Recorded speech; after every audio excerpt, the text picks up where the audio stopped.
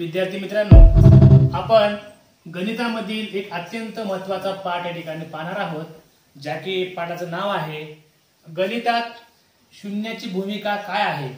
बघा मुलांनो, गणितामध्ये शून्य असा एक घटक आहे, अशी एक संख्या आहे, ती कशा पद्धतीने वापरतात, त्याचं काय काय या ठिकाणी बदल होतात आपण पाहूया।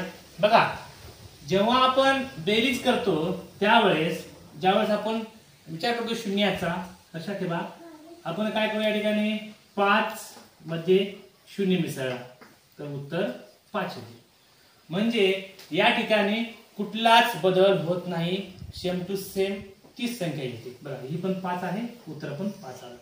आता एखादी संख्या असेल 10 मधून 0 वजा केला तर उत्तर 10 येते। 5 मधून 0 वजा केला उत्तर 5 येते। या पण ठिकाणी शून्याचा काय फरक पडला नाही, उत्तर तेच येते। आता या ठिकाणी गुणाकार मध्ये पाहूया। एखाद्या संख्येला 5 गुणिले 0, एखाद्या संख्येला आपण 0 ने गुणलं तर लक्षात ठेवा उत्तर काय येते, 0 ची।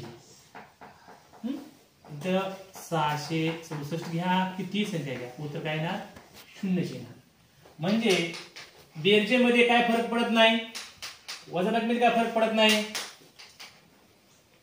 आणि या गुणाकारात मात्र या ठिकाणी शून्याचा शून्य होऊन जातो। म्हणजे असं म्हणता येईल की बाबा गुणाकारामध्ये एखाद्या संख्येसोबत 0 असेल तर तू सगळी संख्या 0 करून टाकतो। म्हणजेच आपलं असं म्हणता येते, दिलेल्या संख्येसोबत 0 ने गुणाकार झाल्यास येणारे उत्तर हे नेहमी 0च असते। आता पाहूया भागाकारामध्ये।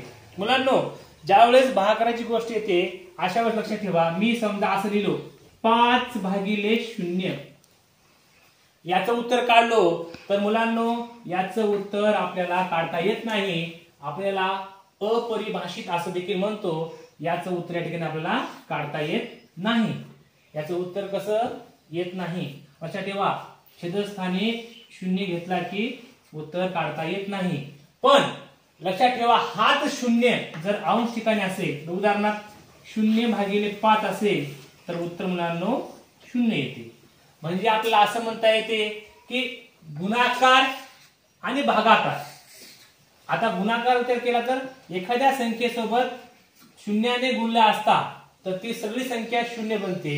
पण भागाकारामध्ये दिलेल्या संख्येच्या कुठं छेदस्थानी जर 0 नसून पूर्व संख्या असेल आणि अंश ठिकाणी 0 असेल तर येणार उत्तर हे 0 असतं, आपण असं काही म्हणू शकतो। आता लक्षात ठेवा, 0 एकटा आला की तो 0 आहे। बघा, 0 जर एकटा आला की तो 0 आहे, पण तोच जर कोण्या संख्येवर सोबत आला तर त्या संख्येला तो हिरो बनवतो। आता कसं लक्षात ठेवा, मी 0 एकटाच आहे, याचं काय महत्व नाही। उदाहरण संख्या आहे 0 1, याचं काय महत्व नाही, त्याचं उत्तर एकच येणार। 0 0 1 असेल तरी याचं काय महत्व नाही, उत्तर एकच येणार। पण हाच 0 ही एक संख्या आहे, या संख्येनंतर आला तर ह्याला 10 बनवते। हा 1 आहे, यानंतर 2 0 आले तर लक्षात ठेवायला 100 बनवते। म्हणजेच मुलांनो, सांगायचं तात्पर्य असं आहे, एक आवाज की 0 हा एकटा आला तर त्या ठिकाणी त्याचं काय महत्व नाही। जर तो 0 एखाद्या संख्येच्या नंतर आला, निश्चितच त्या संख्येला त्या ठिकाणी महत्व प्राप्त होतं आणि दिलेली संख्या ही त्या किमतीची वाढ होते। अशा प्रकारे मुलांनो, गणितात शून्याचं काय काय भूमिका आहे, कशा पद्धतीनं आपण शून्या संदर्भामध्ये गणितीय नियम पाहतो, हे तुम्हाला माहिती असणं खूप महत्वाचं आहे।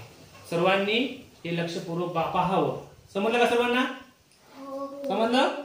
ओके।